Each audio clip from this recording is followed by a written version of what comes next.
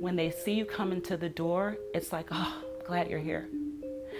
That is the best feeling that I can ever have, is knowing that I am wanted, I am needed, and I'm bringing relief.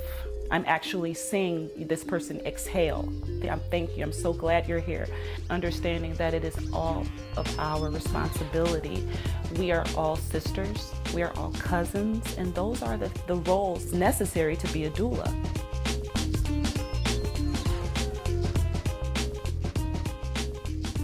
Overall in Ohio, our rate for infant mortality is one of the highest in the nation. In Cleveland specifically, with the disproportionate rates of infant mortality happening with Black women, you see that mostly in the east side, which is predominantly African American, in neighborhoods like Mount Pleasant, Fairfax, Huff. The neighborhoods that are most affected by infant mortality in Cleveland and Cuyahoga County are the neighborhoods that have high poverty rates, high female head of household, a lower education attainment. Black women are still 2 to 3 times more affected by infant mortality than any other ethnic group. And an educated Black woman is still almost 3 times more likely to lose her infant than a white woman without a high school diploma.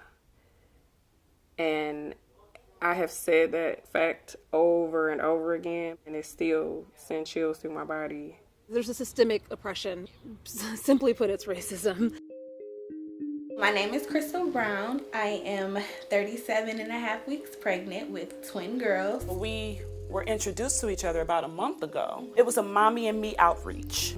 So she was at the meeting and I was there speaking about the benefits of having a doula, and she became interested in, having one after we were there. Fell in love with the idea. I did. Birth in Beautiful Communities is a commune of birth workers of color, specifically because our mission is around preventing and reducing infant mortality within high-risk communities. We all live in the communities in which we serve. We all relate to the women who we serve because their situations are not unique.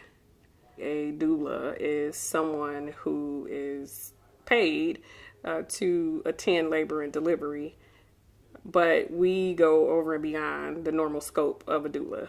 We do preventative supportive services for the mother during the pregnancy, at the labor and delivery, and during the postpartum period, which we often refer to as the 4th trimester. We see the data everywhere. Numbers. I can't get numbers out of my head when I'm talking to people who make those numbers. They want to tell me the numbers, the percentage. They don't see all the hoops that people on the ground have to jump through just in order to attempt to better their circumstances. When it's time to have a baby, when there's this stigma of being strong, then it kind of prevents you from going out to seek help. So that is what we're trying to change. You have to seek the help. You have to open up your mouth. You have to talk. You have to ask questions, because no one is going to just tell you, especially in our community. I'm currently experiencing my first pregnancy. I am 23 weeks. When I went into this and talked to my physician, I had a lot already that I wanted to experience, and I don't feel as supported as I would have hoped for, which is kind of empowering. It's like, all right, I'm gonna do this. But it would be nice to, be heard. My name is Rainita Rivera. I have 3 children. I had 1 through the centering program. My second birth, it made me feel panicked because the doctor was not talking to me. She was not attentive to my needs. She didn't care that I was in pain. She didn't tell me what to do. Having a baby is a scary experience. So if you don't have someone that's behind you to let you know, listen, you're not gonna die, because that was my thing. I'm gonna die right now. And the midwife is like, no, you're not gonna die.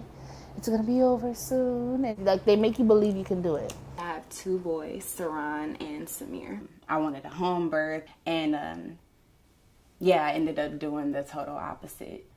It was a fear in me that developed when I got to the hospital to give birth.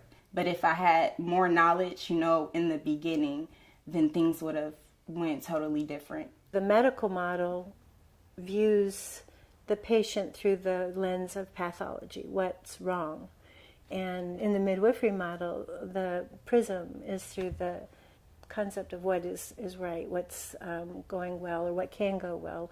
If you're not educated on the things that could happen during this first year of life, like safe sleep, even just breastfeeding, that ends up reducing the risk of SIDS. We're so a part of this bottle-fed culture that feels like all this formula is good for the kids, and it actually hinders the kids' ability to grow properly. This is one of the reasons I think a lot of people are losing their children so early, especially here in Cleveland.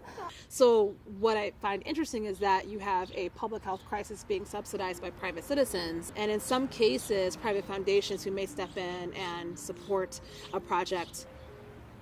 The challenge, I think, is to make sure that we create systems where women can access it, whether they can pay for it themselves or have it subsidized, but for them to have access to it.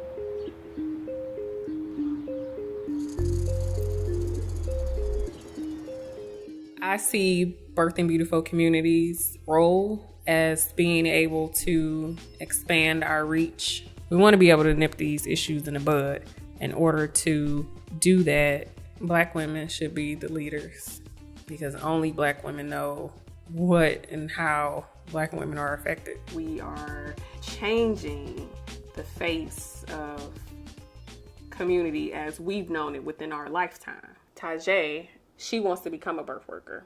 I'm able to be a powerful voice for someone who doesn't have one. Now we've inspired another young lady to do the same work that we're doing, and that's what we need, and that's what we want. They make the best birth workers because they've had the experience.